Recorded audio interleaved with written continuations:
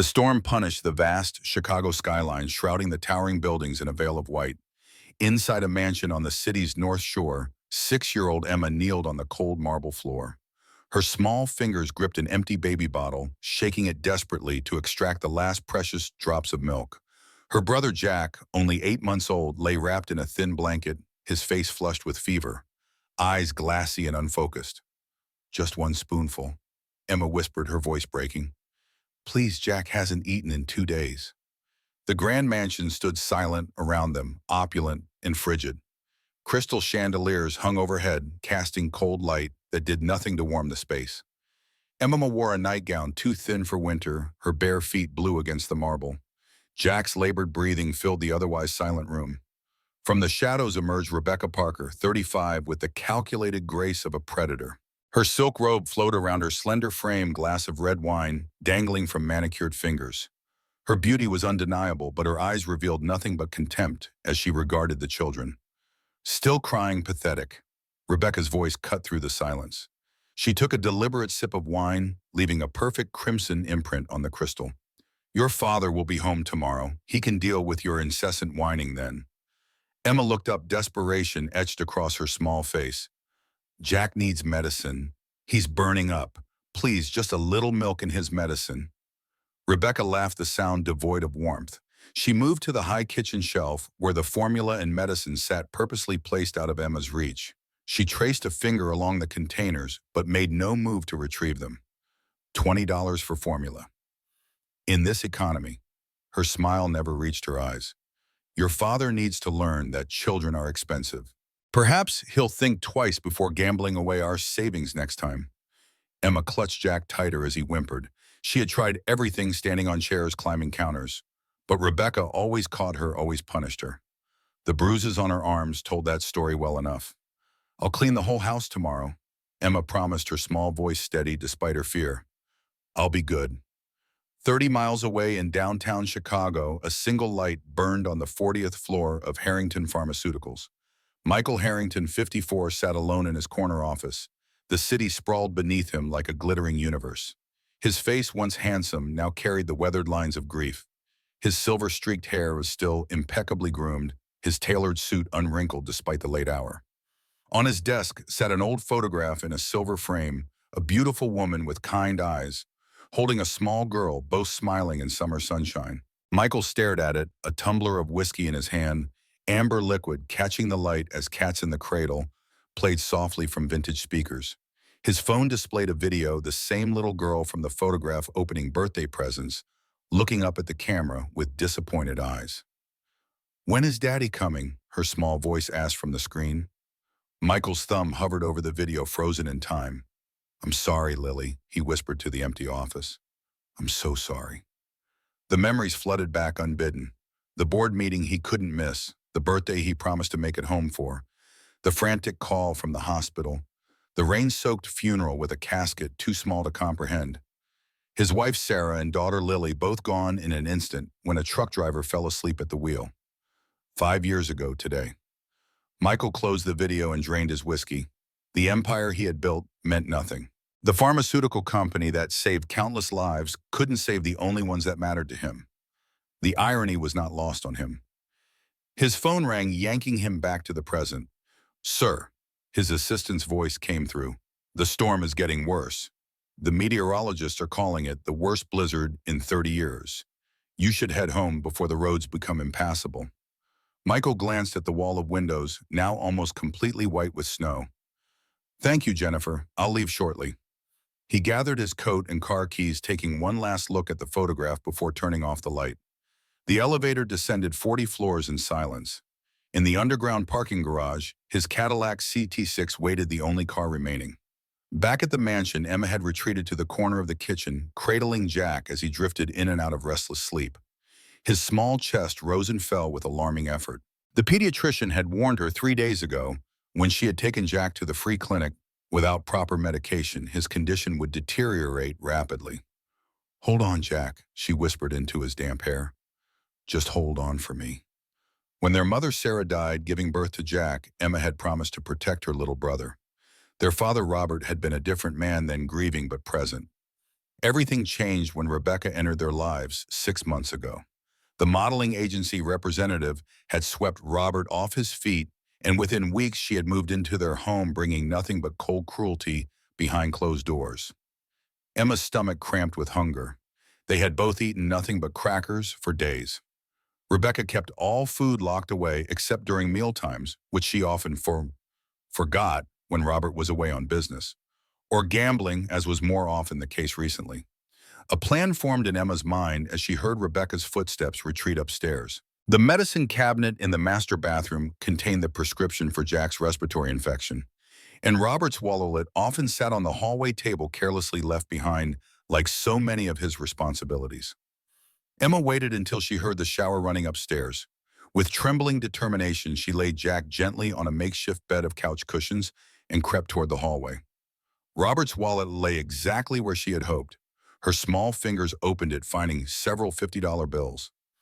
Guilt washed over her. Taking money was wrong. Her mother had taught her that. But Jack's life hung in the balance. She took just one bill, enough for formula and medicine, and slipped it into her nightgown pocket. She had just reached the medicine cabinet when the bathroom door flew open. Rebecca stood there, her hair wrapped in a towel, face contorted with rage.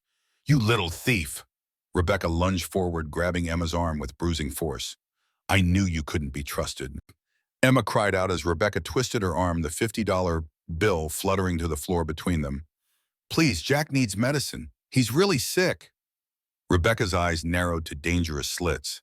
"Sick? I'll show you sick." She dragged Emma down the hallway by her hair, the child struggling to keep her footing on the polished hardwood. Jack wailed from his makeshift bed as they passed, his cries weak but desperate.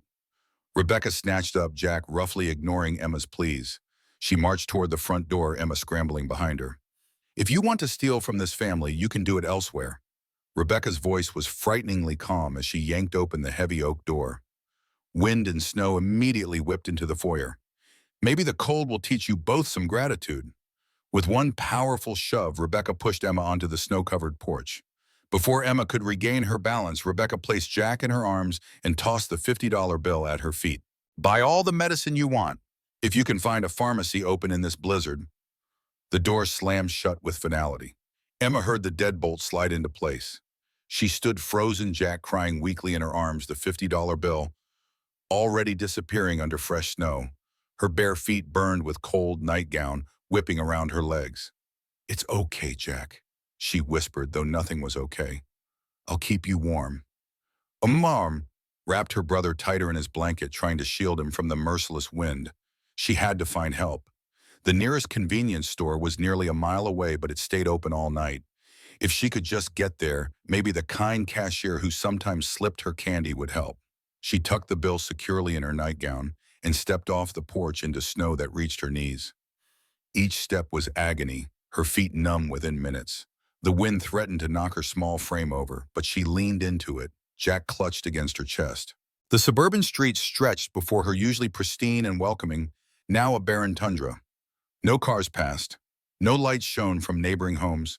Everyone safe inside while Emma forged ahead, each step a battle against nature itself. Michael Harrington navigated his Cadillac carefully through the deserted streets. The windshield wipers fought a losing battle against the relentless snow. He should have stayed at the office, but the emptiness of his penthouse seemed marginally better than the ghost that haunted his corporate throne. The GPS directed him to take a detour due to a fallen tree on his usual route home. The alternate path led him through an affluent neighborhood he rarely visited. His headlights cut through the curtain of white, illuminating nothing but swirling snow, until something moved at the edge of his vision. Michael squinted, easing his foot off the accelerator. There, a small figure trudging through the snow, a child impossible in this weather. Perhaps his mind was playing tricks, projecting his grief into the storm. But as he drew closer, the headlights confirmed the impossible. A small girl in a nightgown, carrying what looked like a bundle in her arms, struggling through knee-deep snow. Michael slammed on his brakes, the Cadillac fishtailing slightly before coming to a stop. Without thinking, he threw the car into park and flung open his door, the wind nearly tearing it from his grip. "Hey," he called, voice swallowed by the howling storm. "Stop! What are you doing out here?" The girl turned, her face pale as the snow around her. Terror filled her eyes at the sight of him, a stranger emerging from the darkness. She clutched her bundle tighter and tried to run, but her frozen feet betrayed her arm. She stumbled and fell to her knees, using her body to shield whatever she carried. Michael approached slowly, hands raised to appear non-threatening. As he drew closer, he realized with horror that the bundle was a baby, its face alarmingly red against the white surroundings. "I'm not going to hurt you," Michael said, kneeling in the snow despite his expensive suit. "You need help. You'll freeze to death out here." The girl looked up, tears freezing on her cheeks. "My brother is sick. He needs medicine." Michael's heart constricted. The girl couldn't be older than 6 Lily's age when he lost her. Her feet were bare and blue, her lips nearly purple with cold. The baby in her arms whimpered weakly. "Let me help you," Michael said, voice softening. "I can take you somewhere warm. Get medicine for your brother." Emma studied the man's face. Her mother had warned about strangers, but Jack was getting worse by the minute. This man's eyes held something she recognized: sadness, like her father's, before he changed. She made her decision. "He has a really bad cough and fever," Emma said. "The doctor said he needs special medicine." Michael nodded, shrugging off his cashmere coat and wrapping it around Emma's shoulders. It engulfed her completely, dragging in the snow, but the immediate warmth made her gasp. "My car is right there. It's warm. I'm Michael. What's your name?" "Emma," she whispered. "This is Jack." Michael guided them to the Cadillac, cranking the heat to maximum. He helped secure Jack in her arms, noting with alarm the baby's labored breathing and feverish skin. This was no ordinary cold. "The nearest hospital is Northwestern Memorial," Michael said, pulling carefully back onto the road. "We'll be there in 20 minutes, traffic permitting." Emma nodded, relief washing over her features as warmth began returning to her limbs. The pain of circulation returning made her wince. "Why were you out in the storm, Emma?" Michael asked gently, eyes dividing attention between the treacherous road and the children beside him. Emma hesitated, weighing how much to reveal. "Our stepmom got mad because I took money for Jack's medicine. She put us outside and locked the door." Michael's knuckles whitened on the steering wheel. "Where's your father?" "Business trip or the casino. He doesn't come home much anymore." The casual way she delivered this information, as if adult negligence were simply a fact of life, made Michael's blood boil. He had seen this before: children forced to become adults far too soon. He had been one himself, growing up with an alcoholic father and absent mother in Detroit's struggling neighborhoods before clawing his way to success. "How long has your brother been sick?" Michael asked, trying to assess the severity. 3 days. The doctor at the free clinic said he needs antibiotics. Emma's voice took on a different quality, older, responsible. "I tried to tell Rebecca, but she said we cost too much already." As they navigated the empty streets, Michael noticed Emma studying him with intelligent eyes. "Are you a doctor?" she asked suddenly. Michael smiled faintly. "No, but I run a company that makes medicine. We might even make the medicine your brother needs." Emma's eyes widened. "Really, you make medicine that helps people?"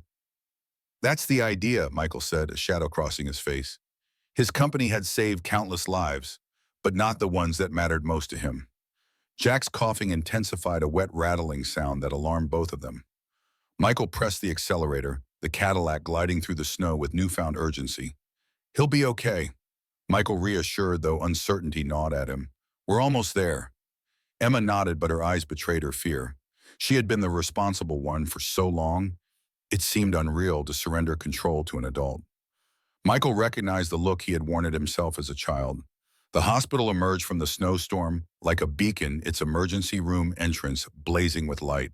Michael pulled directly to the ambulance bay, ignoring the no parking signs. Some rules mattered less than others. As he helped Emma from the car, Jack still cradled in her arms, a security guard approached, ready to direct them away from the restricted area. One look at the blue-lipped child and feverish baby, however, and he was calling for assistance instead. Within moments, medical staff surrounded them.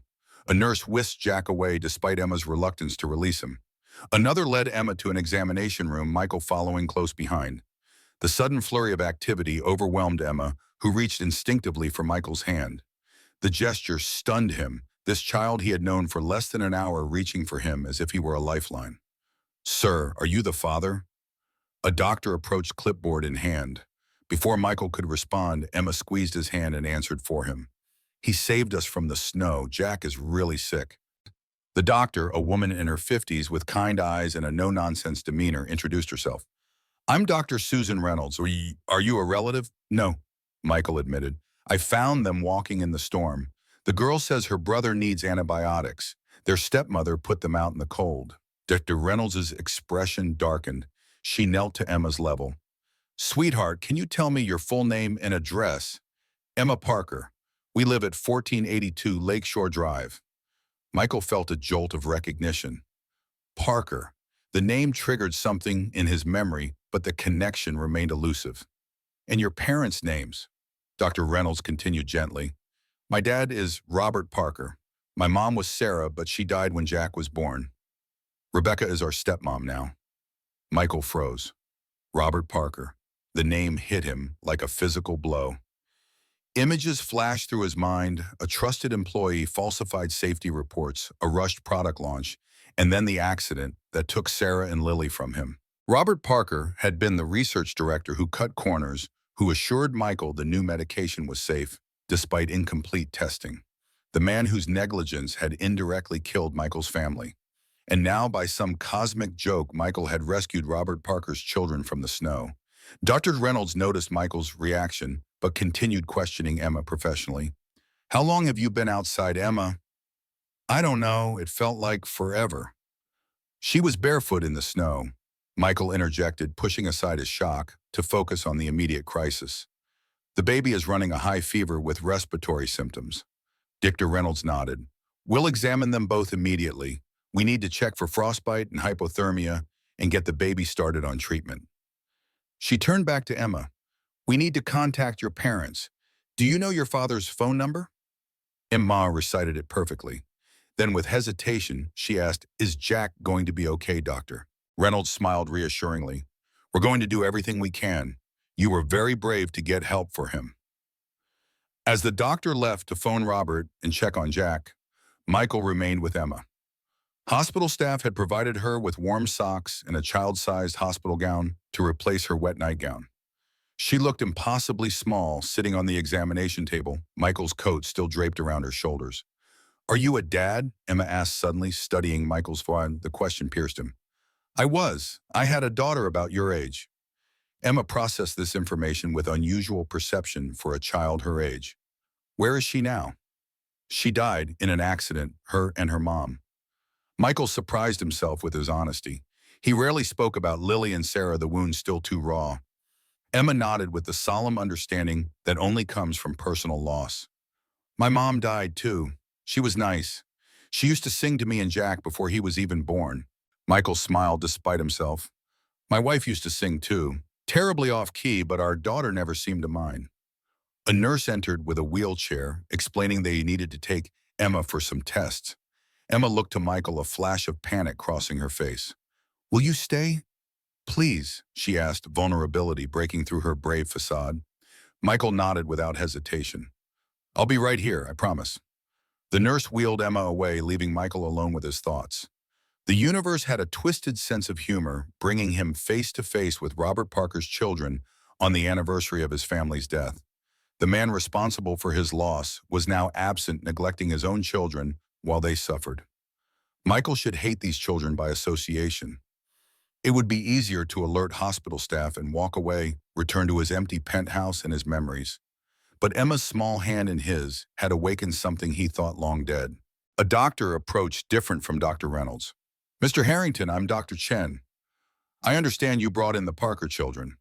Yes, how are they? The baby has severe pneumonia. We've started him on antibiotics and respiratory support. He's stabilized, but it was close. Another few hours. Dr. Chen let the implication hang. The girl has mild hypothermia and early frostbite on her feet, but she should recover fully. She's asking for you, though. Michael nodded. And have you reached their father? Not yet. We've left messages. Hospital security has also notified the police about the potential child endangerment situation. The mention of police made Michael's professional instincts kick in. This would become complicated quickly. Questions would arise about his involvement, especially given his history with Robert Parker. But looking through the doorway at Emma sitting up in a hospital bed, looking lost and afraid, Michael knew he couldn't walk away. "I'd like to see her," he said. Emma brightened when Michael entered her room. "Is Jack okay?" "He's getting better," Michael assured her, taking a seat beside her bed. "The doctors are giving him medicine." Emma nodded, relief evident in her small features. "Thank you for helping us. Most grown-ups don't listen." The simple statement carried a weight of experience no child should possess. Michael wondered how long Emma had been the primary caretaker in that household, how many times she had been ignored or dismissed. "Emma, the hospital called the police. They need to talk to you about what happened tonight." Fear flickered across her face. "Will Rebecca get mad?" "You're safe here," Michael assured her. "No one will hurt you or Jack." A nurse brought Emma soup and juice, which she eyed hungrily but didn't touch. "Can I save some for Jack?" she asked. "Jack has his own food through his IV," Michael explained. "This is all for you." Emma still hesitated, years of conditioning making her doubt the simple offer of food. Michael felt a surge of protective anger, followed by a realization that shocked him. He cared what happened to these children, deeply. As Emma finally began eating, hospital security officer appeared at the door with two police officers. Michael stood to greet them, his corporate authority evident in his bearing despite his snow-dampened suit. "Mr. Harrington." The older officer extended his hand. "Detective Mark Davidson. This is Officer Lopez. We understand you found these children in the storm." Michael nodded, explaining the circumstances, while Emma watched silently, spoon halfway to her mouth. "And you have no relationship to the family?" Detective Davidson asked, something speculative in his gaze. "None," Michael said firmly, though the connection to Robert Parker burned in his mind. The detective turned his attention to Emma, his gruff demeanor softening. "Hello, Emma. I'm Mark. Can you tell me what happened tonight?" Emma looked to Michael, who nodded encouragingly. She set down her spoon and began her story, her young voice steady as she recounted Rebecca's cruelty, her father's absence, and Jack's illness. The officers listened intently, Officer Lopez taking notes while Detective Davidson asked occasional questions. "Has your stepmom done this before it put you outside?" Davidson asked gently. Emma nodded. "Not in the snow, but in the backyard when Dad's not home. She says we're too noisy." Davidson's jaw tightened. "And the bruises the doctor found on your arms?" Emma looked down. "I fell." The reflexive lie spoke volumes about her conditioning. Davidson didn't press, instead asking, "Where does your dad think you are right now?" "Home with Rebecca. He calls to check on us sometimes, but Rebecca answers and says we're sleeping." As the interview continued, Michael felt his resolve hardening. These children needed protection, and Robert Parker had forfeited his right to provide it. A plan began forming in Michael's mind, one that would have seemed unthinkable hours earlier. Davidson concluded his questions and turned back to Michael. "We'll be looking for the parents. Child Protective Services has been notified and will assign a caseworker. Given the circumstances, the children will likely be taken into temporary custody once medically cleared." Michael nodded, the words temporary custody echoing in his mind. "I'd like to stay until arrangements are made." Davidson studied him curiously. "Most good Samaritans would have dropped them off and continued on their way." "What's your interest here, Mr. Harrington?" Michael met his gaze directly. "Let's just say I recognize myself in them." After the officers left, Emma's exhaustion finally overtook her. She fell asleep mid-sentence, her small hands still clutching Michael's, as if afraid he would disappear. Michael watched her sleep, memories of Lily overwhelming him. 5 years of grief and guilt had hardened him into someone unrecognizable, even to himself. His company thrived while his humanity withered. Until tonight, Dr. Reynolds entered quietly, checking Emma's vitals before addressing Michael. "The baby is responding well to treatment. He's a fighter." "Like his sister," Michael noted. Dr. Reynolds studied him thoughtfully. "You know it's unusual for someone in your position to remain at a hospital bedside for children you don't know." "Maybe I needed to be here as much as they needed someone to stay," Michael admitted. A commotion in the hallway interrupted their conversation. A woman's voice, loud and demanding, echoed from the nurse's station. "Where are my children? I demand to see them immediately." Michael tensed, recognizing the manufactured hysteria for what it was. Dr. Reynolds moved toward the door, but Michael touched her arm. "That would be Rebecca Parker," he said grimly. "And she's putting on quite a show." Dr. Reynolds nodded understanding. "Security is present, and the police have been called back." She won't get near these children without clearance. Michael stood straightening his rumpled suit. I think I'll introduce myself to Mrs. Parker. In the hallway, Rebecca Parker was the picture of distraught motherhood, tears streaming down her perfectly made-up face despite the late hour. Her designer coat and boots showed no signs of the blizzard raging outside her performance, directed at the sympathetic nursing staff. My husband is on his way, she was saying. Our poor babies must have wandered out while I was asleep. I've been searching everywhere. Michael approached slowly, taking in the woman who had thrown children into a deadly storm. She was beautiful in the cold, calculated way of someone who weaponized their appearance. Something about her seemed vaguely familiar, but he couldn't place it. Mrs. Parker, he said, his voice carrying the authority that had cowed boardrooms and competitors alike. Rebecca turned, irritation flashing briefly before she composed her features into maternal concern. Yes, do you know something about my children? I found them walking barefoot in a blizzard with a $50 bill. The girl says you put them out. Rebecca's facade cracked for just an instant before she rallied. That's absurd. Emma has behavioral issues. She makes up stories for attention. She must have snuck out with the baby. I've been beside myself with worry. Strange, Michael said coldly. Emma strikes me as remarkably honest for a child. And the security cameras outside your home might shed light on what really happened. Rebecca blanched slightly. Who exactly are you, Michael Harrington? Recognition dawned in Rebecca's eyes, followed by calculation.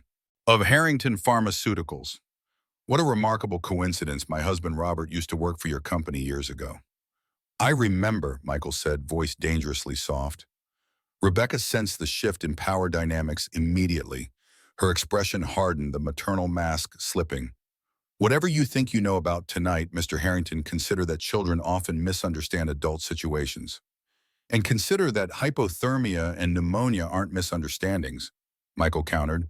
Those children nearly died tonight. Detective Davidson arrived, Officer Lopez at his side. Mrs. Parker, I'm Detective Davidson. We'd like to ask you some questions about tonight's events. Rebecca instantly reverted to distraught mother. Of course, do anything to help my children. This has been a nightmare. As Davidson led Rebecca away, Michael caught the detective's eye. A silent understanding passed between them. Neither man believed a word she said.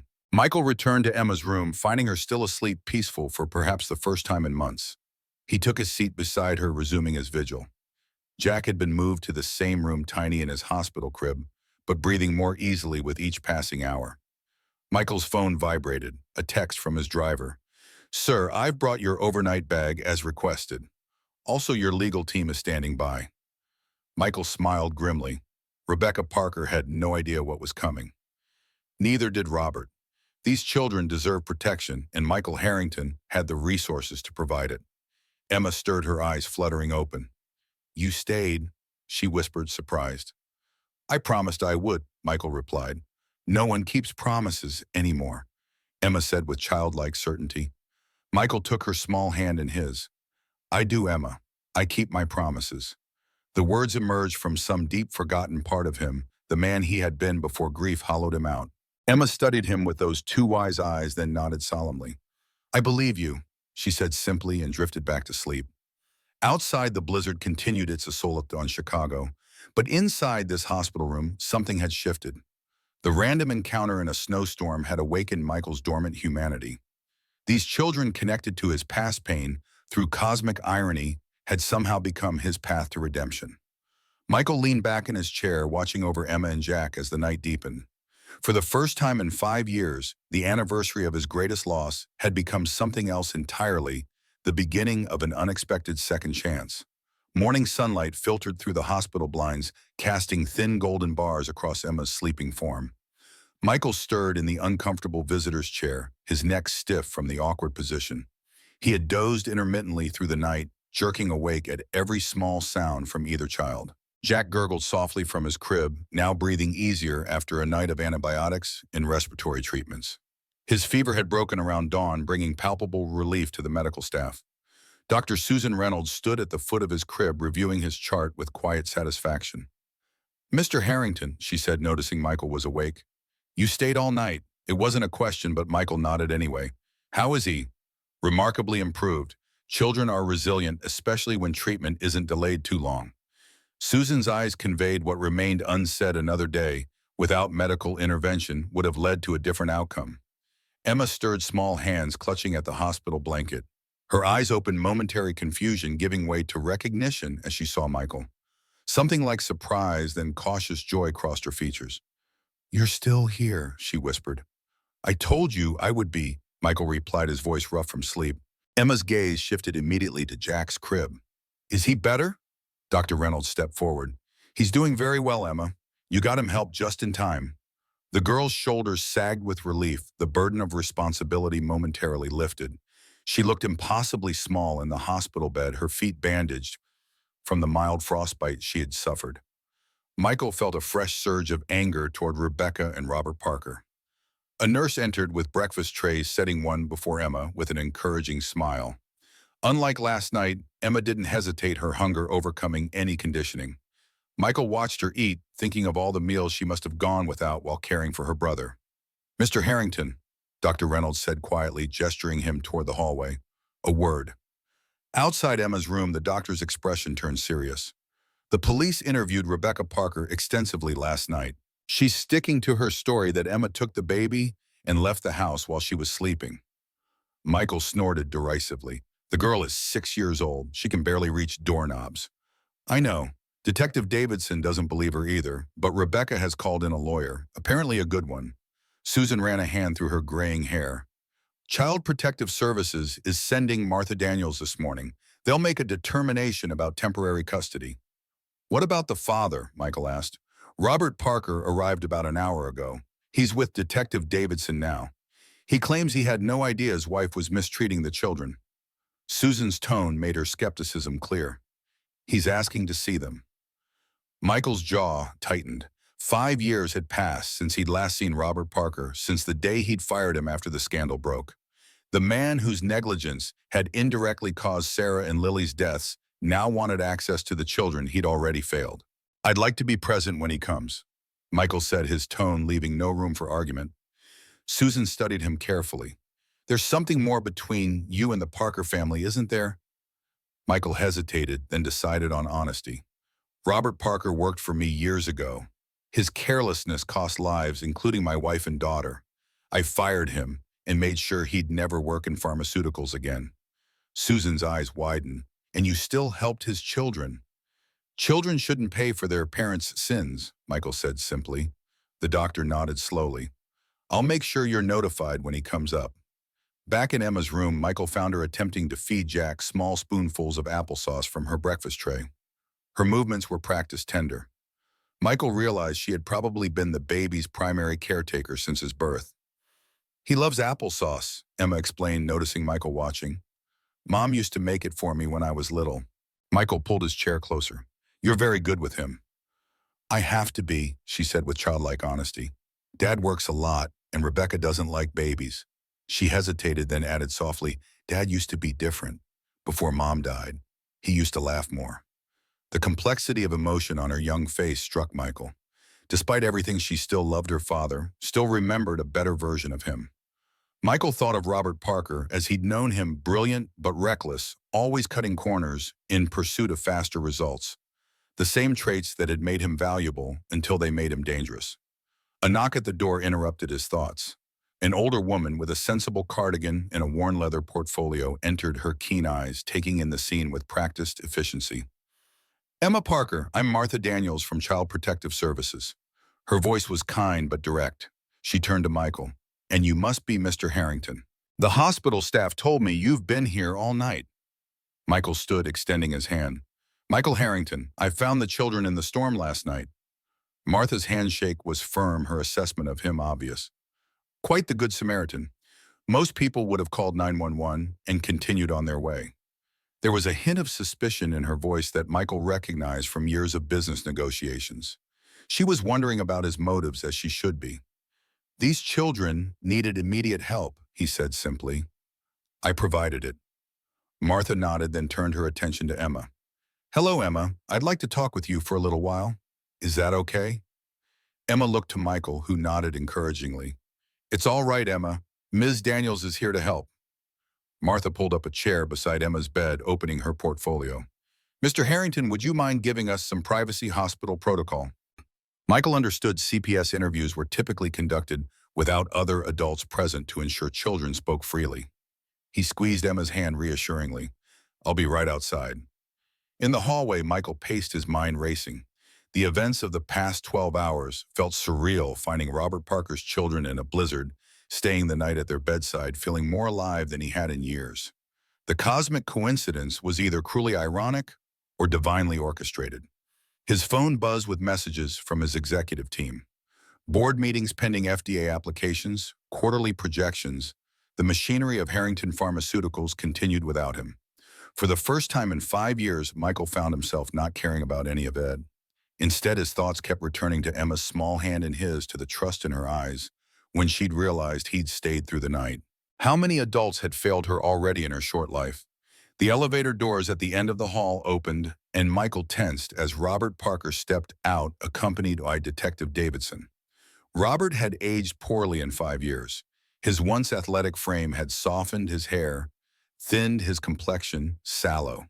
His expensive suit hung awkwardly on his frame, as if borrowed from someone else. When Robert spotted Michael, he froze mid-step, color draining from his face.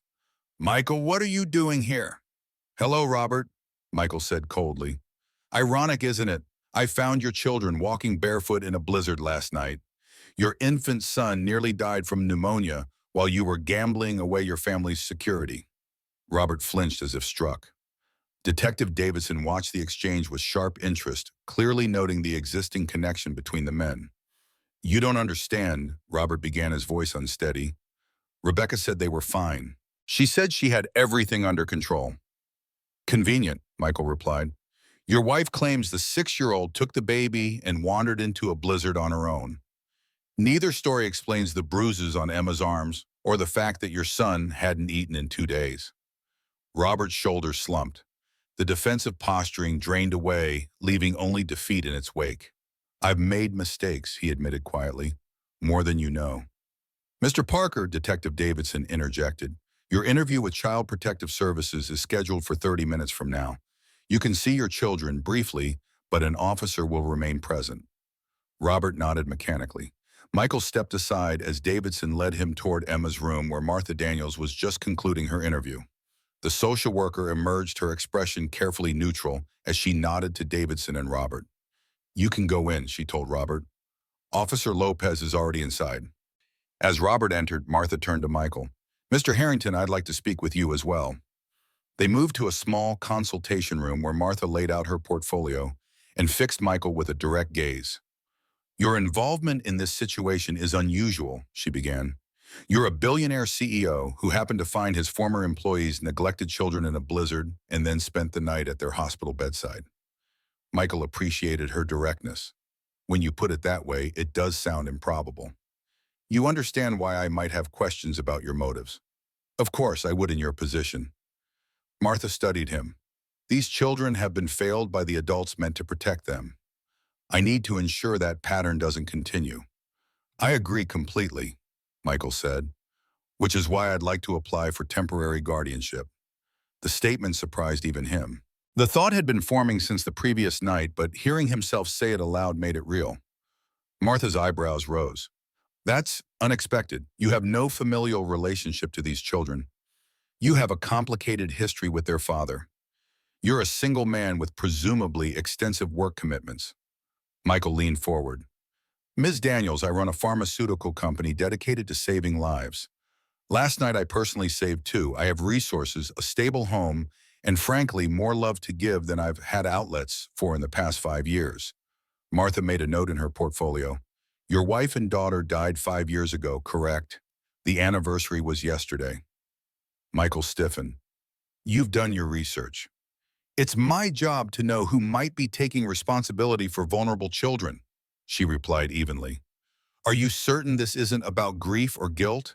These children aren't replacements for what you've lost. The question hit its mark, forcing Michael to examine his own motivations.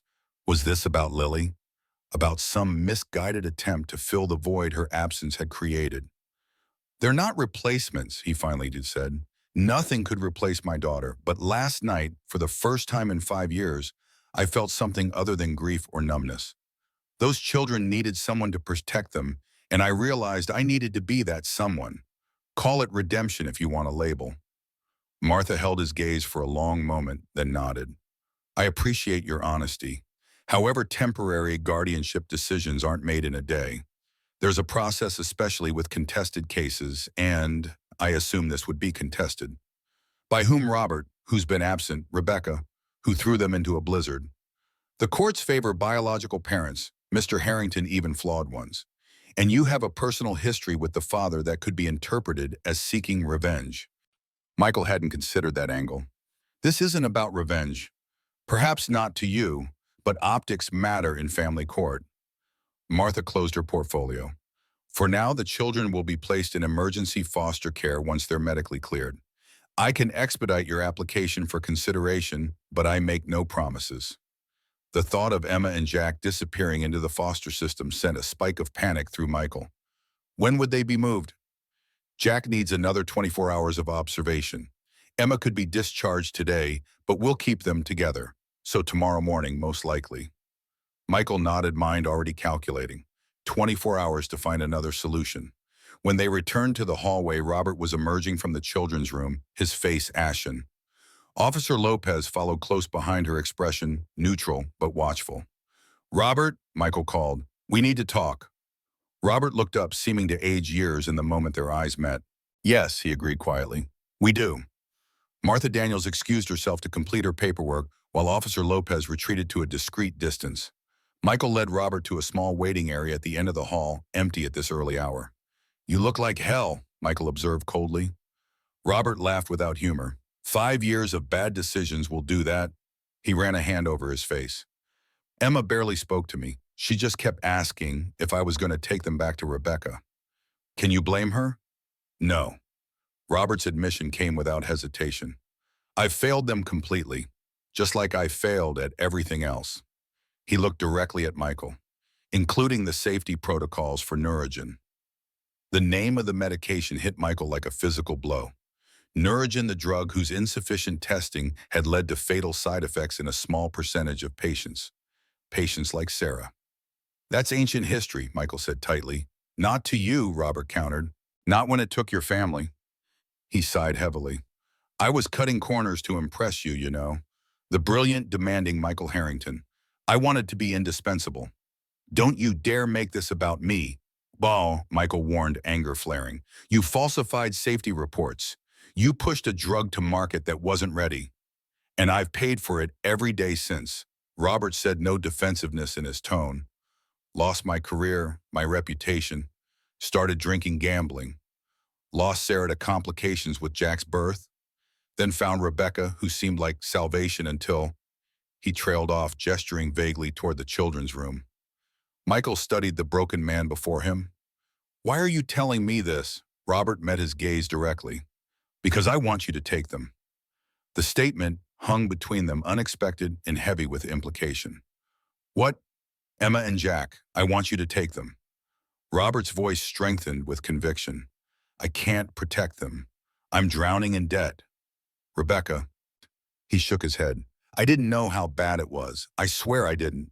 But I see it now and I can't trust myself to fix it. Michael's suspicion flared.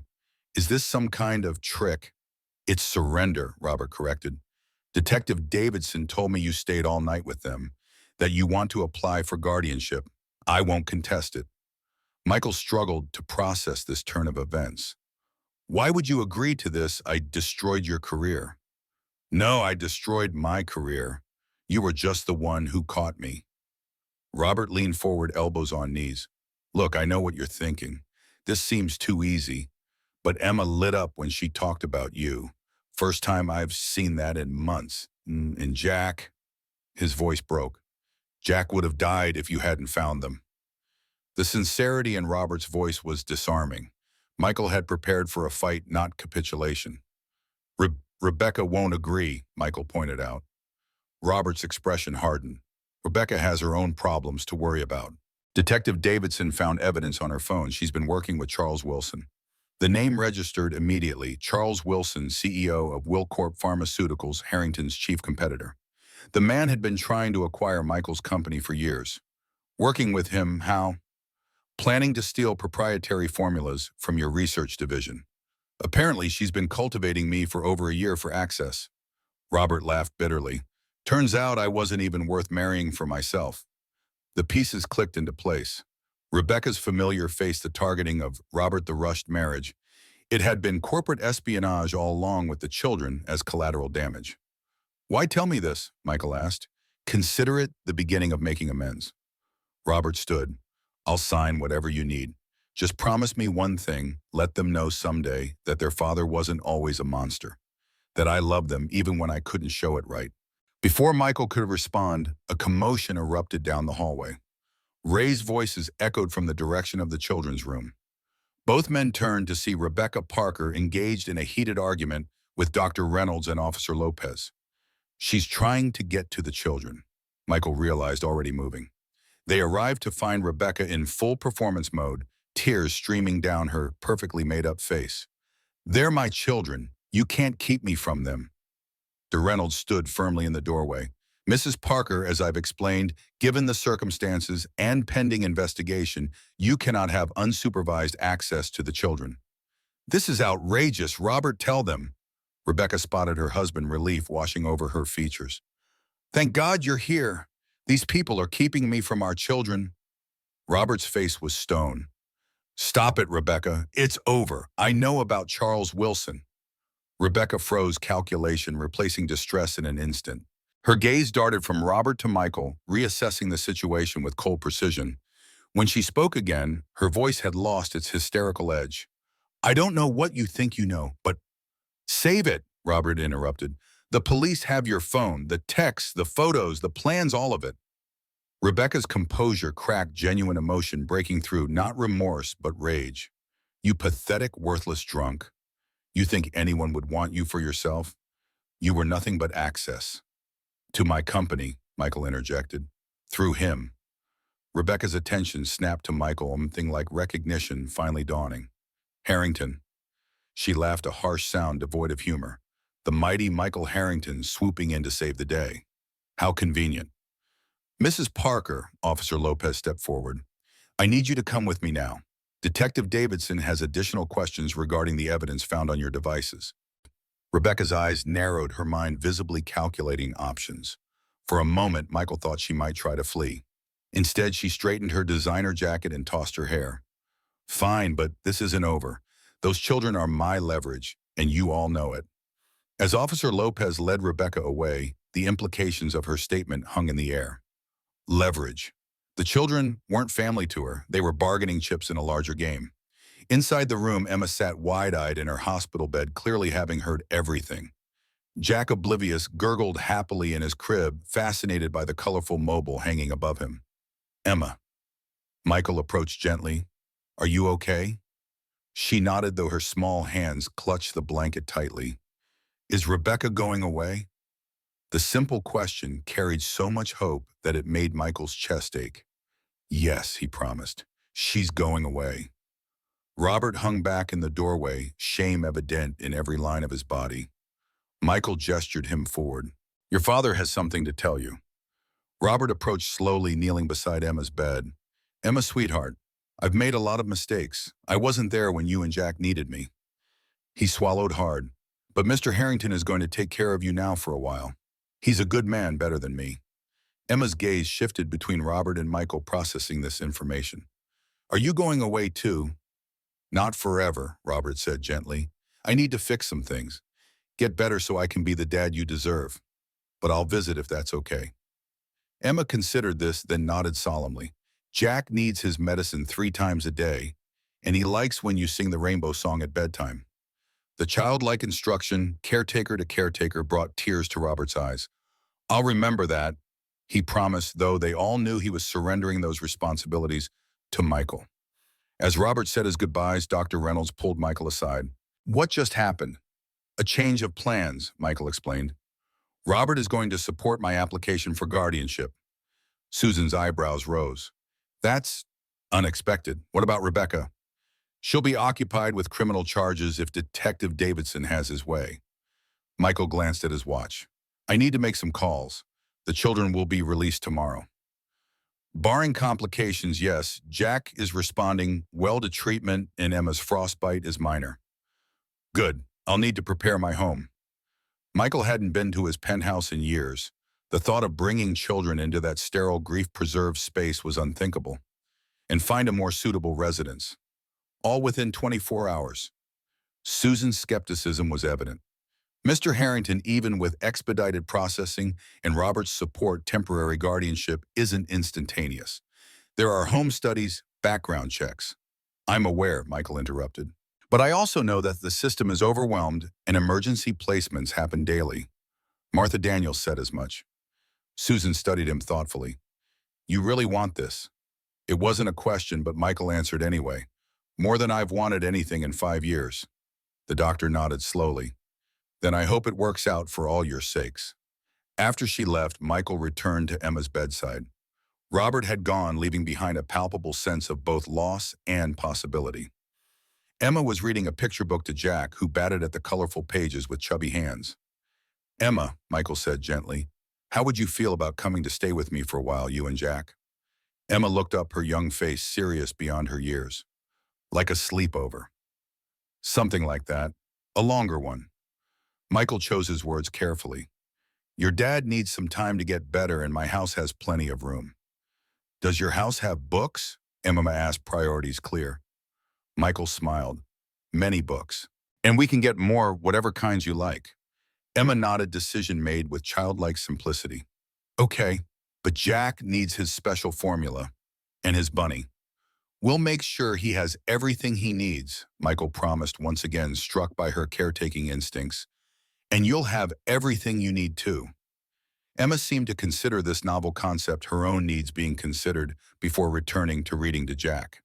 Michael stepped into the hallway to make his calls. His first was to his executive assistant. Jennifer, I need you to clear my calendar for the next 2 weeks. Family emergency. Family? Jennifer's confusion was understandable. Everyone knew Michael Harrington had no family left. Yes, Michael confirmed the word, feeling right. Family emergency. His next call was to Gerald, his longtime house manager. Gerald, I need the penthouse prepared for children. 2 of them ages 6 and 8 months. The silence on the other end spoke volumes before Gerald recovered his professional composure. Children, sir. May I ask whose children? Mine, Michael said simply. At least they will be soon. I'll explain everything later. For now, we need furniture supplies, everything 2 young children would need. The penthouse isn't really suitable for children, sir, Gerald ventured cautiously. Perhaps the lake house would be more appropriate. It has grounds, multiple bedrooms, and is already furnished in a less austere manner. Michael hadn't visited the lake house since Sarah and Lily's deaths. It had been their weekend retreat filled with laughter and simple pleasures. The thought of returning made his chest tighten, but Gerald was right. The sprawling property on Lake Michigan, with its gardens and warmth, would be infinitely better for children than his minimalist penthouse. You're right, have the lake house prepared instead. And Gerald, Sarah's things. Lily's room? I understand, sir, Gerald said gently. I'll handle it with appropriate sensitivity. His final call was to Lawrence Bennett, Harrington Pharmaceuticals' chief legal counsel and Michael's closest friend. Lawrence answered on the first ring, his voice carrying its customary dry humor. Michael, calling on a Sunday, the world must be ending. Lawrence, I need your help with an adoption. The silence that followed was profound. When Lawrence spoke again, his tone had shifted entirely. I'm listening. Michael explained the situation succinctly, finding the children, the connection to Robert, the emergency guardianship application, Robert's unexpected support, and Rebecca's corporate espionage. Let me get this straight, Lawrence said when Michael finished. You want to adopt the children of the man whose negligence killed your family, while simultaneously pursuing criminal charges against his wife for corporate espionage targeting your company. That about covers it, Michael confirmed.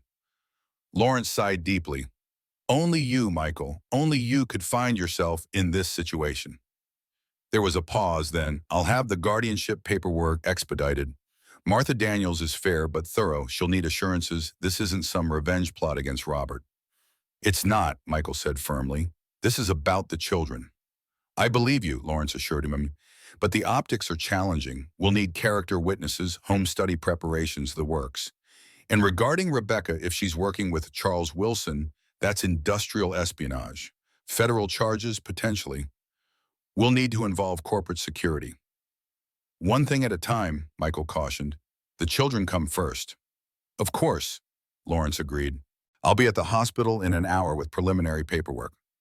After ending the call, Michael stood in the quiet hallway, the enormity of what he was undertaking finally hitting him. He was preparing to become a father again to two traumatized children with complex needs and complicated backgrounds.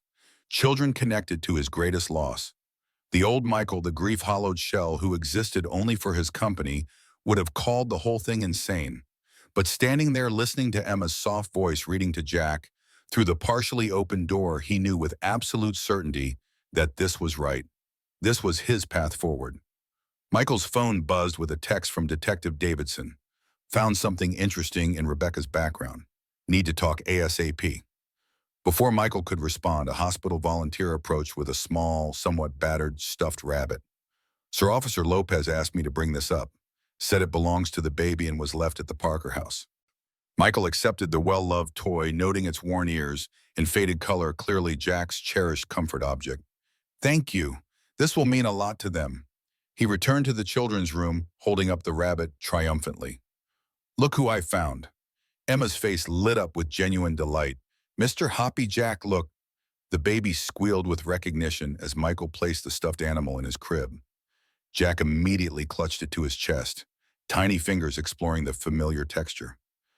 How did you get him? Emma asked, amazed. The police found him at your house and brought him here, Michael explained. They knew Jack would want him. Emma nodded approvingly. He can't sleep without Mr. Hoppy.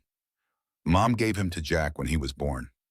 The mention of their mother created a bridge between past and future, reminding Michael that these children came with their own history, their own memories. He would need to honor that even as he helped them build new ones. A soft knock at the door announced Dr. Reynolds' return. Good news, she said cheerfully.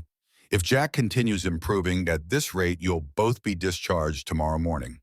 Emma looked to Michael, confirmation of their earlier conversation in her eyes. We're going home with Mr. Michael. Susan raised her eyebrows at Michael, who nodded. That's the plan if all the paperwork comes through. I see, she said neutrally. Well, I'll need to give you instructions for Jack's continuing care. He'll need antibiotics for another week and follow-up appointments. Of course, Michael agreed, whatever he needs. As Susan checked Jack's vital signs, Michael noticed Emma watching him intently. What is it, Emma? Are you sure you want us? She asked quietly, the question breaking his heart with its simple directness. Dad said yes, and then he didn't really want us. Rebecca said yes too, but she was lying. Michael knelt to her eye level, making sure she could read the truth in his face.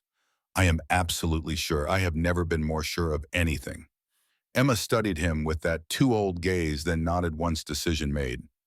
Okay, but if you change your mind, you have to tell us. Promise. I promise, Michael said solemnly, but I won't change my mind. The absolute certainty in his voice seemed to satisfy her. Emma returned to her book, but not before Michael caught the ghost of a smile on her small face, perhaps the first genuine one in longer than he cared to contemplate. Outside in the hallway, Detective Davidson waited, his expression grim. Mr. Harrington, we need to talk about Rebecca Parker, or should I say Dr. Rebecca Winters. Michael's pulse quickened. Winters, as in former research scientist at Wilcorp Pharmaceuticals, Davidson confirmed. Fired 7 years ago after Michael Harrington personally blocked her application for human trials on an experimental compound. The memory surfaced instantly, a brilliant but reckless researcher whose disregard for safety protocols had reminded Michael uncomfortably of Robert. He had used his industry influence to ensure her application was denied, effectively ending her promising career. She's been planning this for years, Davidson continued. Her marriage to Robert, the mistreatment of the children, it was all about getting close to you and your company. But how could she have known I would find the children? Michael asked, confusion evident. She couldn't. But according to texts we found, she was planning something else entirely. The children were just inconvenient variables. Davidson's disgust was palpable. She was administering small doses of an experimental compound to the baby, testing its effects. Horror washed over Michael. She was using Jack as a test subject. Davidson nodded grimly. Dr. Reynolds has ordered comprehensive blood work. The compound appears similar to one being developed by your company, a respiratory treatment for infants. Michael's mind raced. Harrington Pharmaceuticals was in final testing phases for exactly such a medication, a breakthrough treatment that could save thousands of premature infants annually. She wanted our formula, Michael realized, and was testing her version on Jack to compare results. It gets worse, Davidson said quietly. The pneumonia wasn't entirely natural. She appears to have deliberately compromised the baby's immune system to test the medication's efficacy. The full depravity of Rebecca's actions hit Michael like a physical blow. She had deliberately made Jack ill, could have killed him, all for corporate sabotage and personal revenge. I want her prosecuted to the fullest extent, Michael said, voice deadly calm. Every charge possible. Oh, she will be, Davidson assured him. Child endangerment, attempted murder, corporate espionage, identity fraud. She's looking at decades. But you should know this makes her even more dangerous. She has nothing left to lose now. Michael glanced toward the children's room where Emma was still reading to Jack. What are you saying? I'm saying she made bail an hour ago before we discovered all this. She's in the wind, and she knows we're on to her. Davidson's expression was deadly serious. If I were you, I'd consider security for those kids. Round-the-clock professional grade security. Michael nodded, already making mental calculations. Consider it done. As Davidson left to coordinate the search for Rebecca, Michael remained in the hallway, the enormity of the situation washing over him. What had begun as a chance encounter in a blizzard had evolved into something far more complex and dangerous. Inside the room, Emma had fallen asleep, her small hands still clutching her book.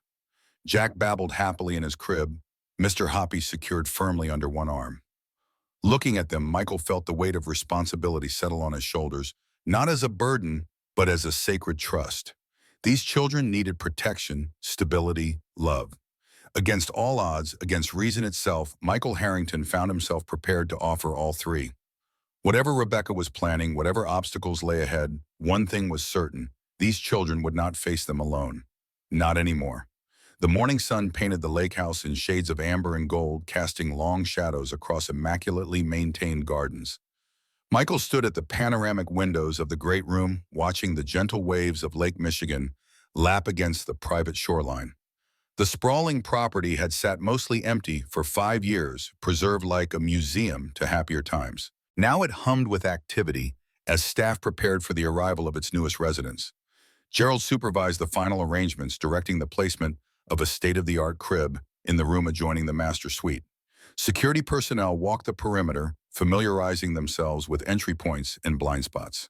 Michael had spared no expense. 4 former Special Forces operators would rotate shifts, ensuring round-the-clock protection. Sir Gerald approached, clipboard in hand. Everything is nearly ready. The pediatric nurse will arrive this afternoon. We've stocked the kitchen according to Dr. Reynolds' recommendations, and the security system has been upgraded with facial recognition. Michael nodded, surveying the transformed space. The formerly minimalist lake house now contained evidence of children toys carefully chosen for developmental appropriateness, books arranged by reading level, a swing set visible through the rear windows. What about Lily's room? Michael asked quietly. Gerald's expression softened. As you requested, sir. We've preserved her personal items in the attic storage, but repurposed the space for Miss Emma. The walls are still the same color, that sunshine yellow she loved, but with new furnishings. Michael felt the familiar ache in his chest at the mention of his daughter, but it came without the crushing weight that usually accompanied it. Thank you, Gerald, for everything. If I may say so, sir, the house manager ventured. It's good to see life returning to this house. Mrs. Harrington would have approved. Before Michael could respond, his phone rang. Lawrence Bennett, his attorney. We're all clear, Lawrence announced without preamble. Judge Winslow signed the emergency guardianship order. Martha Daniels conducted the expedited home study this morning and was, in her words, reluctantly impressed.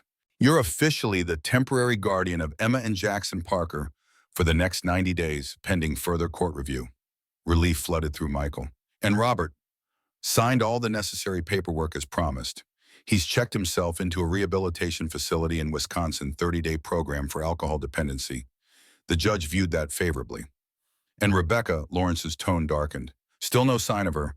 The FBI has joined the search given the industrial espionage angle. They've frozen her known accounts, but she's resourceful. Keep me updated, Michael instructed. I'm heading to the hospital now for discharge. The drive to Northwestern Memorial took 40 minutes, Michael's security detail following discreetly in a separate vehicle. He found Emma fully dressed sitting on her hospital bed with a small backpack of belongings the hospital had provided. Jack gurgled happily in a portable carrier Mr. Hoppy clutched firmly in one tiny fist. Emma's face lit up when she saw Michael, a transformation that pierced his heart with its simple joy. You came? Of course I did, Michael replied, kneeling to her eye level. I promised, didn't I? Emma nodded solemnly. Lots of people make promises. The unspoken continuation that those promises were often broken hung in the air between them. Michael squeezed her small hand. Well, I keep mine. Are you ready to see your new home? Dr. Susan Reynolds entered with discharge papers and final instructions. Jack's medication needs to be refrigerated, she explained, handing Michael a prescription bag, 3 times daily with meals, and he'll need a follow-up appointment next week. She hesitated, then added more quietly, We've run comprehensive toxicology screens, given what Detective Davidson discovered. There are trace amounts of an experimental compound, but it's already clearing his system. Michael's jaw tightened at the reminder of Rebecca's cruelty, but he kept his expression neutral for Emma's benefit. He'll have the best care. Susan smiled, then crouched beside Emma. You were a very brave young lady. You took excellent care of your brother. Emma beamed at the praise. Jack's my responsibility, she said with childlike certainty. Not anymore, Michael gently corrected. Now he's our responsibility. You get to just be his big sister. The concept seemed to confuse Emma, her brow furrowing as she processed this shift in her world. Before she could respond, a nurse arrived with a wheelchair standard hospital discharge protocol. Emma climbed in Jack's carrier, secured on her lap, clearly accustomed to having her brother in her care. Michael signed the final paperwork, accepted the appointment cards, and they were officially discharged. A hospital security officer escorted them through a side entrance to avoid any media. Michael's involvement had inevitably drawn attention, and several reporters had been turned away that morning. The children's eyes widened at the sight of the Cadillac Escalade waiting for them, its sleek black exterior gleaming in the morning sun. The security detail stood at attention, their presence subtle but unmistakable. Who are they? Emma whispered, suddenly apprehensive. Friends who help keep us safe, Michael explained, lifting Jack's carrier into the custom-installed car seat base. Like superheroes, but in regular clothes. This explanation satisfied Emma, who allowed herself to be buckled into her booster seat. Michael noticed her clutching her small backpack tightly against her chest. What's in the bag? He asked gently. Emma hesitated before slowly unzipping it to reveal a worn journal with a faded floral cover. It was Mom's. Dad gave it to me before he left. The gesture surprised Michael Robert, finding something meaningful to give his daughter despite his own turmoil. Perhaps there was hope for the man yet. The drive to the lake house was quiet, Emma watching the city transition to suburbs, and finally to the exclusive North Shore communities with wide-eyed fascination. Jack dozed peacefully, the motion of the car lulling him to sleep. Michael found himself watching the children in the rearview mirror more than the road ahead, still amazed by the turn his life had taken. When they pulled through the gates of the lake house, Emma gasped audibly. The sprawling property unfolded before them, manicured gardens surrounding a modern yet warm residence of glass, stone, and wood, all overlooking the vast blue expanse of Lake Michigan. Is this really where you live? She asked, incredulous. Where we live now, Michael corrected, gently pulling to a stop at the main entrance. Gerald stood waiting on the steps, his usual formality softened by a genuine smile. The security team discreetly fanned out, establishing a protective perimeter without being obtrusive. Welcome home, sir, Gerald greeted, then turned his attention to the children. And welcome to you both, Miss Emma and Master Jack. I'm Gerald, the house manager. Emma regarded him cautiously, shifting closer to Michael as they entered the vast foyer. The space was impressive without being intimidating. Warm wood tones and comfortable furnishings balanced the grand scale and floor-to-ceiling windows. Would you like to see your rooms? Michael asked, noticing Emma's overwhelmed expression. She nodded, still clutching her backpack and staying within arm's reach of Jack's carrier. Michael led them up the curved staircase, pointing out landmarks along the way: the kitchen, the library, the sunroom overlooking the lake. Emma absorbed it all silently, her eyes darting to each potential exit behavior Michael recognized as the instinct of a child accustomed to seeking escape routes. "Here we are," Michael announced, stopping before a door painted a cheerful yellow. "This is your room, Emma." He pushed the door open to reveal a space that balanced childlike wonder with respect for Emma's maturity. A canopy bed with star-patterned bedding occupied one wall, while a reading nook with built-in bookshelves filled a sunny corner. A desk held art supplies and a small laptop.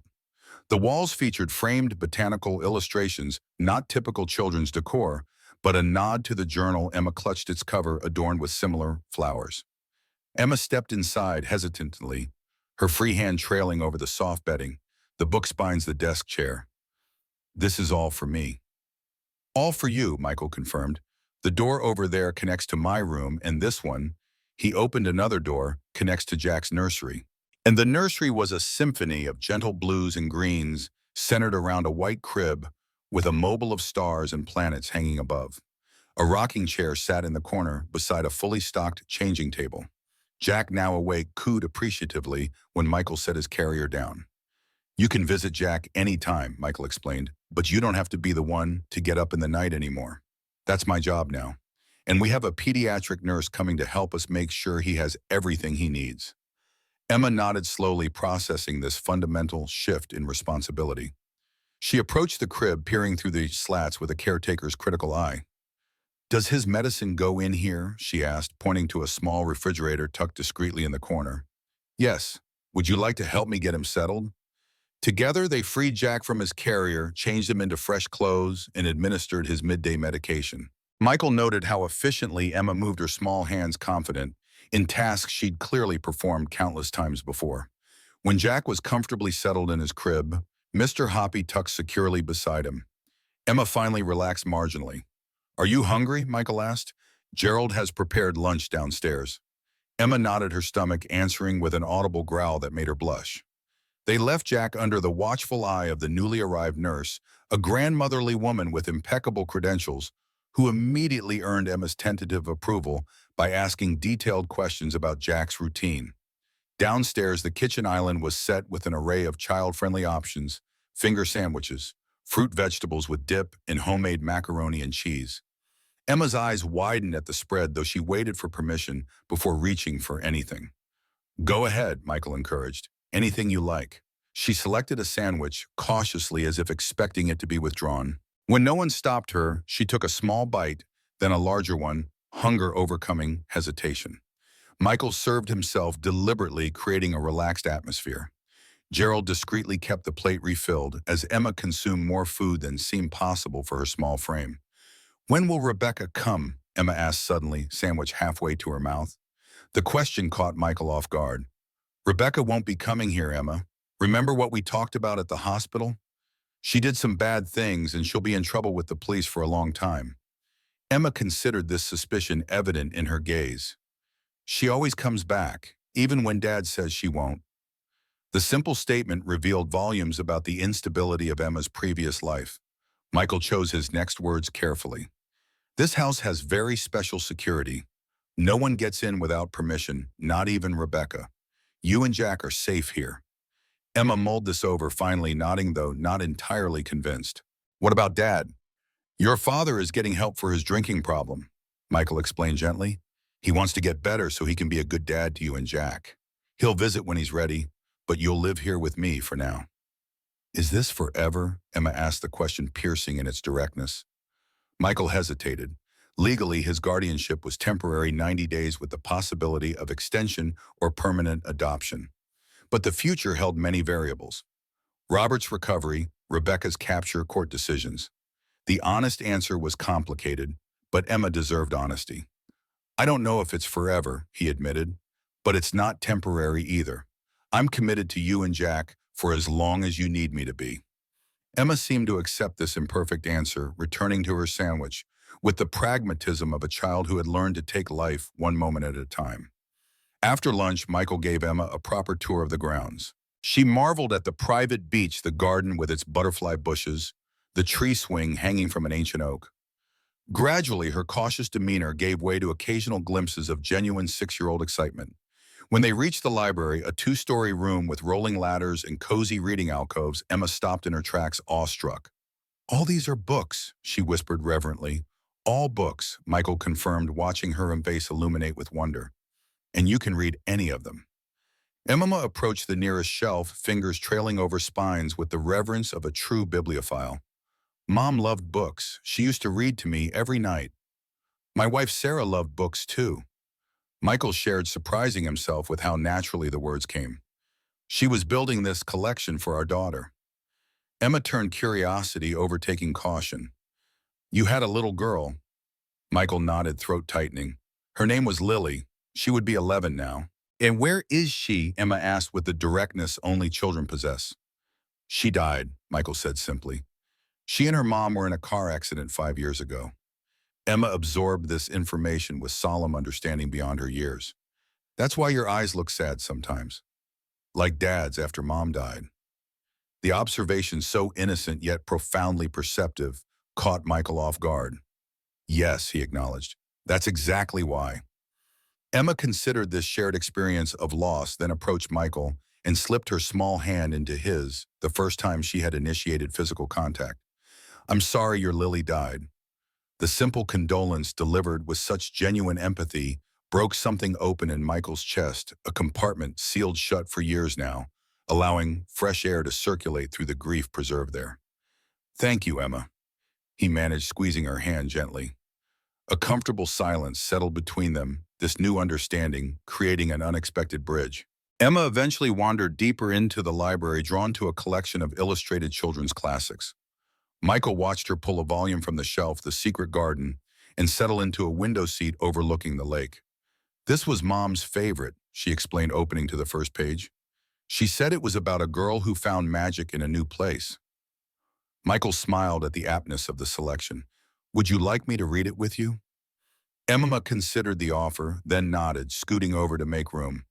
As Michael began reading aloud, the familiar words took on new significance. "When Mary Lennox was sent to Misselthwaite Manor to live with her uncle, everybody said she was the most disagreeable-looking child ever seen." The afternoon passed peacefully, the story unfolding as the lake beyond the windows changed colors with the shifting light. They were interrupted only once the nurse bringing Jack downstairs for his afternoon feeding. Emma supervised the process with watchful eyes until satisfied her brother was receiving proper care. As evening approached, Gerald announced dinner would be served on the patio to take advantage of the mild weather. The simple meal, grilled chicken, roasted vegetables, and rice, was devoured enthusiastically by Emma, who had apparently decided food at the lake house was consistently available and could be trusted. Bath time revealed new challenges.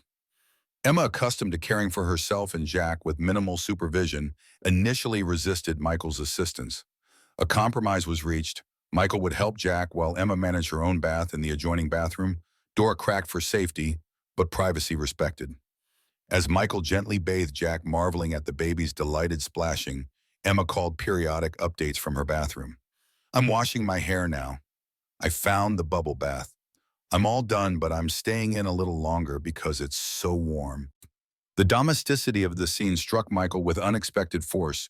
How quickly the rhythm of caring for children had resurfaced in his muscle memory, how naturally he had stepped into this new role. Bedtime brought its own rituals.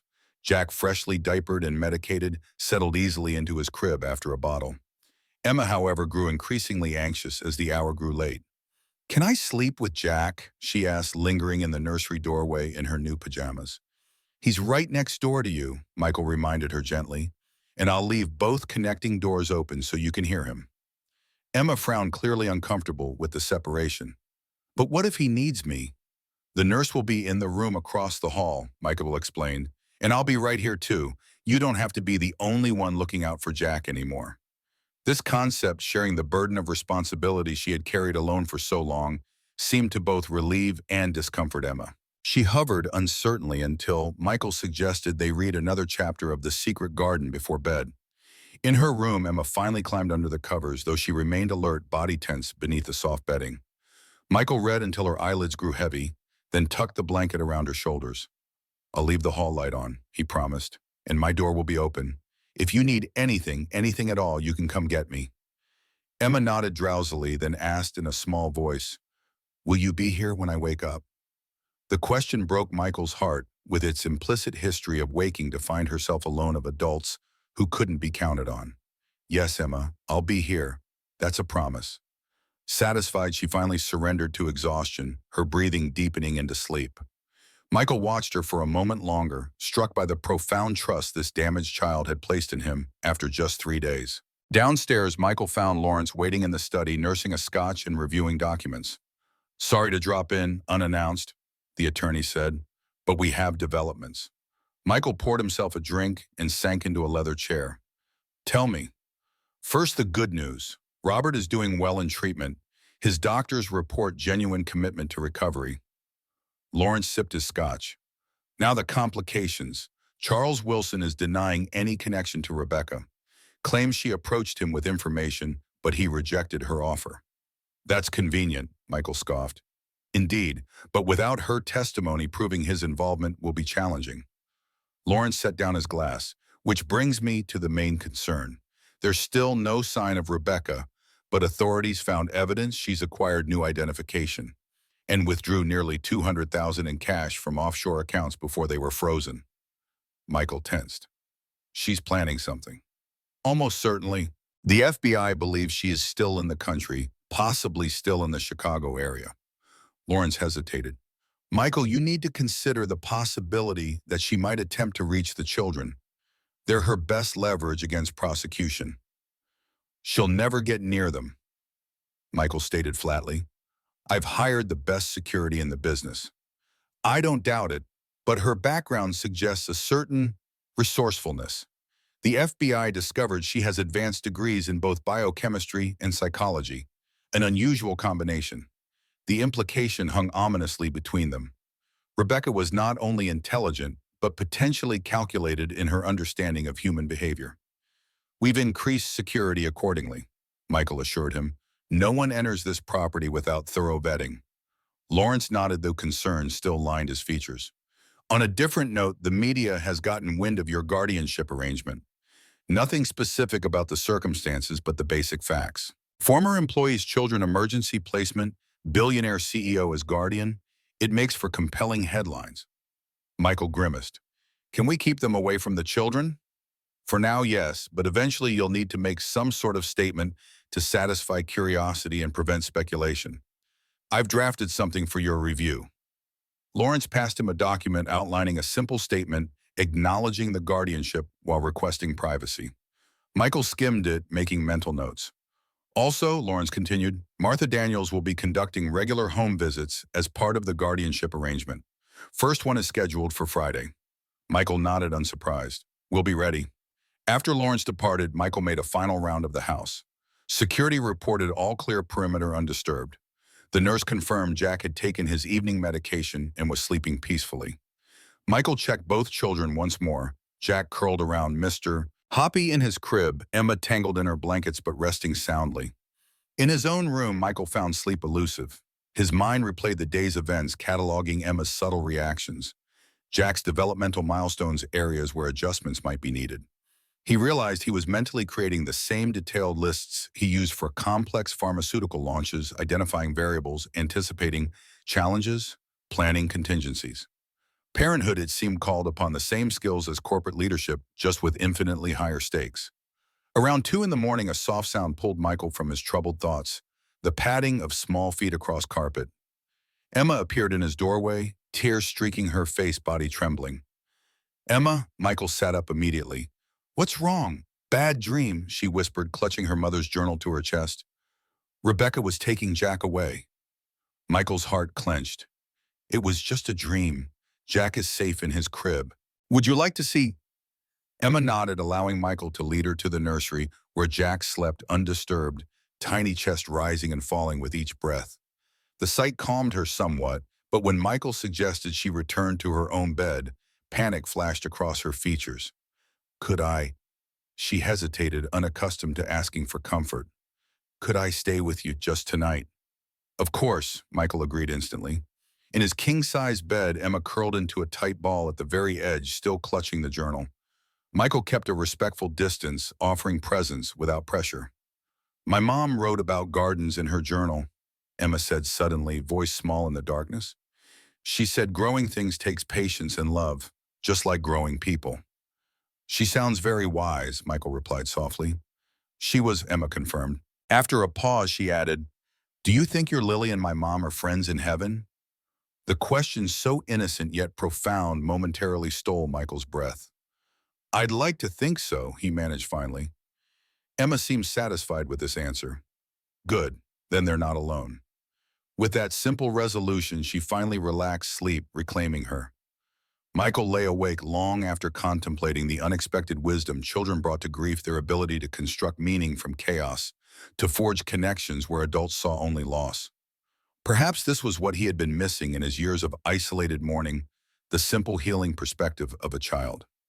The days that followed established tentative routines. Mornings began with Jack's early feeding, followed by breakfast with Emma, who gradually relaxed enough to request specific foods. Medications were administered, doctor's appointments attended. Emma discovered the joy of the lakeside swing set in the treasure trove of art supplies in the sunroom. By Thursday, Emma had claimed the library window seat as her special domain, creating a nest of pillows and favorite books. Jack thrived under the combined attention of Michael, Emma, and the nurse, his cough diminishing, his appetite improving. Michael worked remotely when the children napped, conducting video conferences from his home office and delegating more responsibilities to his executive team than he had in years. To his surprise, the company functioned smoothly, without his constant oversight, perhaps better in some ways with fresh perspectives given voice in his partial absence. Martha Daniels arrived Friday morning for her scheduled visit, her keen eyes missing nothing as she toured the property and observed the children in their new environment. Emma, initially wary, relaxed when Martha asked her opinion about her room and seemed genuinely interested in her thoughts on the secret garden, which they had nearly finished. You've made remarkable progress in a short time, Martha acknowledged, as she and Michael watched Emma introduce Jack to a butterfly in the garden, the nurse hovering protectively nearby. Emma shows signs of attachment, which is significant given her history, and Jack is clearly thriving. Michael felt unexpected pride at the assessment. They're extraordinary children. Indeed, Martha agreed, though challenges remain. Emma's hypervigilance, her assumption of caretaking responsibilities, her difficulty trusting adult consistency, these will take time to address. We have time, Michael assured her. Martha studied him thoughtfully. When we first met, I questioned whether your interest stemmed from grief or guilt. I'm still not entirely convinced it didn't. Perhaps it did, Michael admitted. But motivations can evolve. Whatever brought me to this point, I'm committed to these children now, for their own sakes, not as replacements or redemption. Martha seemed satisfied with this response. Good, because they'll need that commitment in the days ahead. Robert Parker has requested visitation rights once he completes his treatment program. Michael had anticipated this development, but still felt a flicker of territorial protectiveness. In your recommendation, supervise visitation initially. Despite his failures, he is their father, and Emma particularly has attachment to him. Martha closed her portfolio. Children can love imperfect parents, Mr. Harrington. Our job is to ensure that love doesn't harm them. After Martha departed with a favorable preliminary report, Michael found Emma in the library reading to Jack, who lay on a blanket beside her, batting at a hanging toy. Martha seemed nice, Emma offered cautiously, testing Michael's reaction. She is, Michael agreed, settling beside them. She helps make sure you and Jack are happy and safe here. Emma considered this. She asked if I missed my dad. Michael maintained a neutral expression. And what did you tell her? I said I missed the dad from before, Emma explained. Before Mom died and he got sad all the time. She looked up at Michael, eyes seeking understanding. Is that okay, that I miss him sometimes? Of course it's okay, Michael assured her, swallowing his complicated feelings about Robert. He's your dad. You're allowed to love him and miss him. Relief washed over Emma's face. Will I see him again? Yes, Michael promised, when he's feeling better. Would you like that? Emma nodded slowly. I think Jack should know his dad, even if he lives with us now. The simple wisdom in her statement struck Michael profoundly. Despite everything she had endured, Emma retained the capacity for compassion and nuance that many adults lacked. That evening, as Michael bathed Jack, his phone rang with an encrypted call from Detective Davidson. "We've got a lead on Rebecca," Davidson said without preamble. "Facial recognition picked her up at a pharmacy in Evanston yesterday. Significantly altered appearance, short dark hair, weight loss, but definitely her." Michael's pulse quickened. What was she doing at a pharmacy? Purchasing items containing pseudoephedrine, hydrogen peroxide, and several other chemicals. Combined with her background in biochemistry, she's making something, Michael concluded grimly, instinctively holding Jack closer. "Have you located her?" "Not yet. She's moving between locations using cash only, but we've narrowed the search area considerably." Davidson paused. "I've assigned additional plainclothes officers to patrol your neighborhood, just as precaution." Michael thanked him and ended the call, apprehension settling like lead in his stomach. Jack gazed up at him from the bath, innocently splashing, unaware of the shadow hovering at the edges of their newfound stability. Later, after both children were asleep, Michael convened with his security team to review protocols. Every entrance was monitored. Every visitor would require advanced clearance and identification verification. Staff had been thoroughly vetted, their movements tracked while on property. The perimeter sensors had been recalibrated for heightened sensitivity. Yet despite these measures, Michael found himself checking the children repeatedly throughout the night, reassuring himself of their safety. Around 3 in the morning, he found Emma awake in the library, curled in her window seat with her mother's journal open on her lap. "Couldn't sleep?" Michael asked gently, careful not to startle her. Emma shook her head. "I had the dream again, about Rebecca taking Jack." Michael sat beside her, noting the moonlight reflecting off the lake beyond the windows. "Dreams can feel very real sometimes, but that's all they are, dreams. Rebecca can't get to either of you here." Emma nodded, though uncertainty lingered in her expression. "I wrote in Mom's journal," she confessed. "There were empty pages at the end. I hope she doesn't mind." "I think she'd be honored," Michael assured her. "What did you write about?" "About you finding us in the snow, about Jack getting better, about this house with all the books." Emma hesitated. "And about how sometimes good things can happen even when bad things happen first." The profound observation, delivered with such innocence, momentarily robbed Michael of speech. When he finally responded, his voice was thick with emotion. "That's very true, Emma, and very wise. Mom wrote something like that too," Emma continued, flipping carefully through the journal's pages. "Here." She pointed to a passage written in elegant script. "Life's garden grows in cycles, winter's loss, making room for spring's renewal." The sentiment struck Michael powerfully, how similar it was to his own experience these past days. The devastating winter of his grief had finally begun, yielding to an unexpected spring brought by 2 children who had suffered their own harsh season. "Your mother sounds like she was a remarkable woman," Michael said softly. Emma nodded solemnly. "She was. Dad said I'm just like her."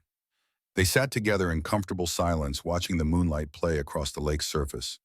Eventually, Emma's eyelids grew heavy, and Michael carried her back to bed, her small arms wrapping trustingly around his neck, another milestone in their evolving relationship. The next morning brought unexpected visitors. Lawrence arrived with Dr. Susan Reynolds, both bearing expressions of controlled concern. "We have a situation," Lawrence explained, once they were sequestered in Michael's office, children safely engaged with the nurse in the sunroom. "Susan, please explain what you've discovered." The doctor placed a medical file on the desk. "Jack's latest blood work shows traces of a compound we couldn't initially identify.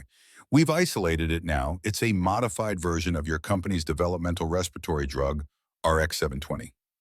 Michael frowned. "The one Rebecca was trying to steal?" "Yes, but with concerning modifications. The version in Jack's bloodstream shows evidence of molecular tampering that could produce severe respiratory distress if activated by a secondary compound." Susan's expression darkened.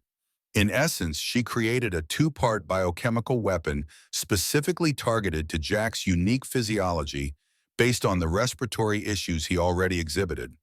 The implications hit Michael like a physical blow. She could make him critically ill with a secondary exposure. Precisely, and given the items she purchased at that pharmacy, Susan didn't need to complete the thought.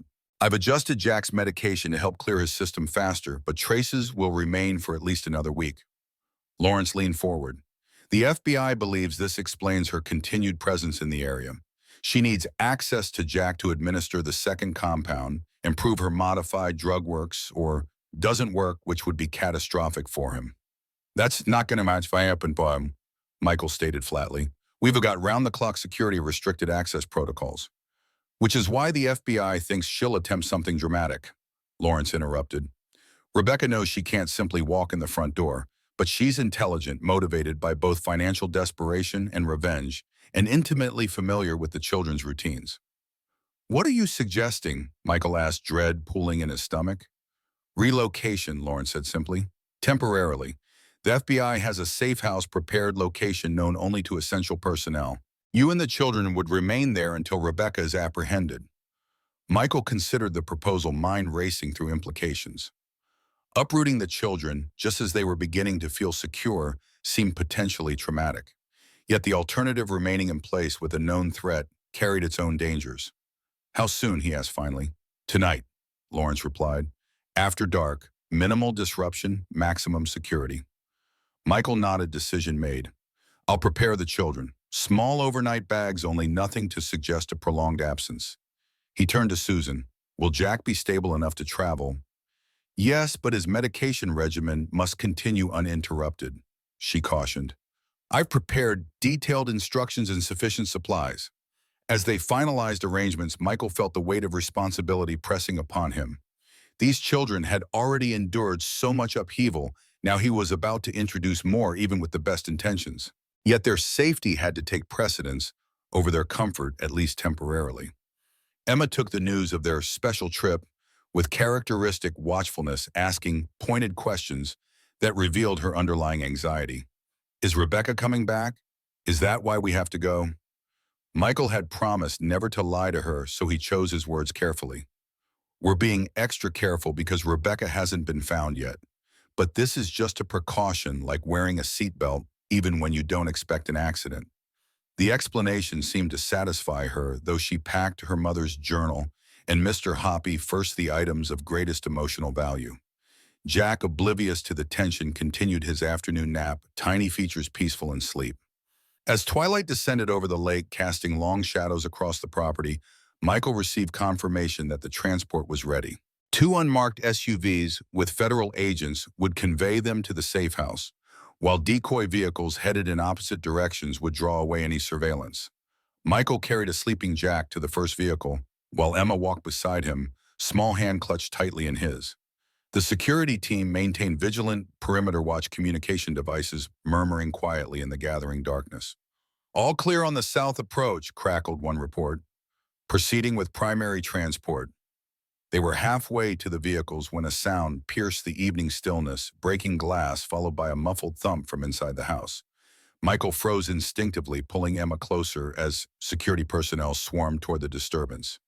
Breach at the east entrance, came the urgent report. Unknown chemical agent deployed through broken window. The head of security approached Michael rapidly. Sir, we need to move you and the children immediately. Second team is clearing the disturbance. Michael nodded, lifting Emma into his arms while maintaining his hold on Jack's carrier. Emma buried her face against his shoulder body, trembling but remarkably silent, a child accustomed to crisis. They had nearly reached the vehicle when a figure emerged from the shadows at the property's edge. A woman, slight but determined, dark hair, cropped short features, transformed by weight loss but unmistakable nonetheless. Rebecca Parker stood before them, handheld device raised purposefully. Stop right there, Michael, she called, voice eerily calm, or I deploy the second compound. At this range, it would reach Jack within seconds. Security personnel raised weapons, but Michael gestured them to hold position. Rebecca had calculated her moment perfectly, using the evacuation itself as an opportunity, creating enough distraction with the house breach to position herself along their exit route. Rebecca, Michael acknowledged, mind racing through possibilities. Whatever you're planning won't work. You're surrounded by federal agents. She laughed, the sound brittle in the twilight air. Always so confident, Michael Harrington. You took everything from me years ago. My career, my research, my future. Then you took my leverage against Robert. Now I'm simply reclaiming what's mine.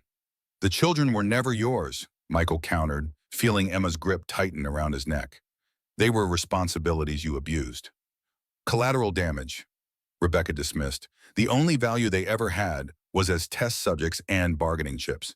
Speaking of which, she raised the device higher. I believe a demonstration is in order. Charles Wilson is still interested in my research despite his public denials. Proof of concept is all he requires. Michael felt cold dread sweep through him. Jack is a baby, Rebecca. Whatever grievance you have is with me, not him. On the contrary, its elegant symmetry, the great Michael Harrington watching helplessly as a child dies from modified pharmaceuticals, just like Sarah watched Lily die because of your precious medication. Rebecca's smile turned cruel. Yes, I know all about Neurogen and its fatal side effects. Ironic that Robert's negligence killed your family, and now your interference will claim his son. The revelation stunned Michael momentarily. Rebecca had weaponized his own tragedy against him, creating a twisted parallel that threatened to repeat history. Michael, Emma whispered against his ear, her voice trembling but determined. She's lying. She always lies when she puts her hand in her pocket like that. Michael glanced down, noticing for the first time Rebecca's left hand thrust deep into her jacket pocket, the classic tell of concealment. Meanwhile, security had been subtly repositioning during the exchange, creating strategic angles around the standoff. You're right, Emma, Michael whispered back, and very brave. Then louder to Rebecca, whatever you're hiding won't help you. Surrender now and you might still negotiate terms. Rebecca's expression hardened. Always the businessman looking for negotiation leverage. Her thumb moved on the device. Perhaps a small demonstration first, just enough to make the baby struggle for breath without killing him outright. Now, Michael shouted, dropping to one knee and curling protectively around both children. Security converged instantly. Two agents tackled Rebecca from behind, while another knocked the device from her hand. She fought with surprising strength, managing to extract something from her pocket, not a weapon, but a small glass vial. You can't stop what's already begun, she screamed as agents secured her. The formula is already in the house ventilation system. Fear lanced through Michael until the security chief approached, expression calm. False alarm, sir. The house breach was indeed a chemical agent, but our sensors detect nothing harmful, just colored smoke as a distraction. The ventilation system automatically sealed at the first sign of intrusion. Relief flooded through Michael as he rose still, cradling both children. Emma's face remained pressed against his shoulder, but her trembling had subsided. Jack remarkably had slept through the entire confrontation. Rebecca, now fully restrained, glared at Michael with undisguised hatred. This isn't over. There are other formulas, other approaches. What's over is your freedom, Detective Davidson interrupted, emerging from the shadows. Rebecca Winters, you're under arrest for attempted murder, child endangerment, corporate espionage, and a dozen other charges that will keep you imprisoned for the rest of your natural life. As Davidson recited Miranda rights, Michael carried the children to the waiting vehicle. Emma finally lifted her head, eyes searching his face for reassurance. Is it really over? She whispered. Yes, sweetheart, Michael confirmed, brushing hair from her forehead. Rebecca can't hurt you or Jack anymore. Emma nodded solemnly, then said with profound simplicity, We're safe now. You kept your promise. The observation struck Michael powerfully how fundamentally important kept promises were to a child who had experienced so many broken ones. As they settled into the vehicle, federal agents providing escort rather than evacuation, now Michael realized the night's events had transformed something within their small family unit. Emma had witnessed him protecting them at any cost. He had experienced her trust and bravery in return. And Jack, oblivious but beloved, connected them in purpose and care. They were no longer guardian and wards, but something more organic, more lasting. 2 weeks later, Michael sat in Judge Winslow's chambers, Lawrence beside him, reviewing final documentation. Martha Daniels submitted her comprehensive report, including detailed observations of the children's adjustment and recommendations for ongoing therapeutic support for Emma.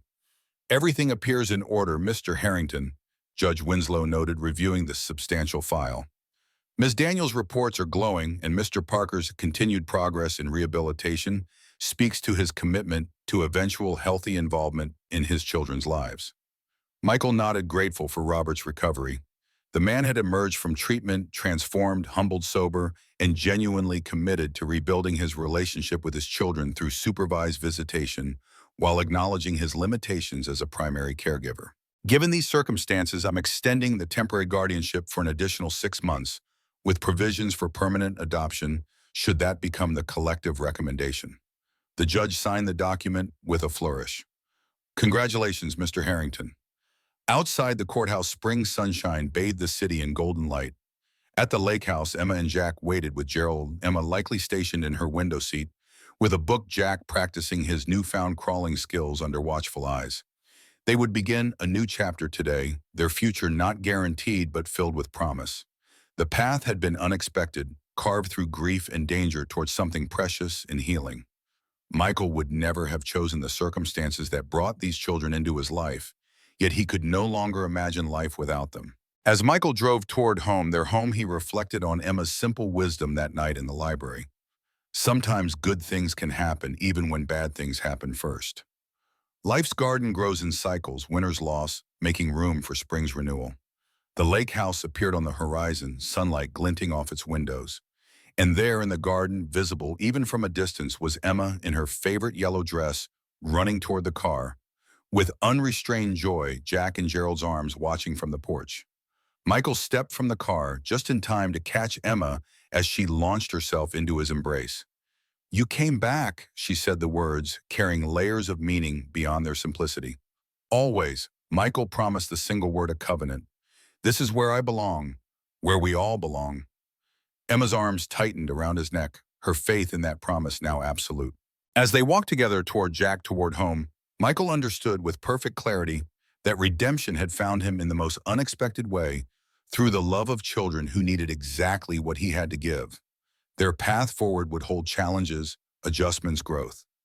But they would face it together, a family forged not through blood, but through choice, commitment, and love that had survived the harshest winter to find its spring at last.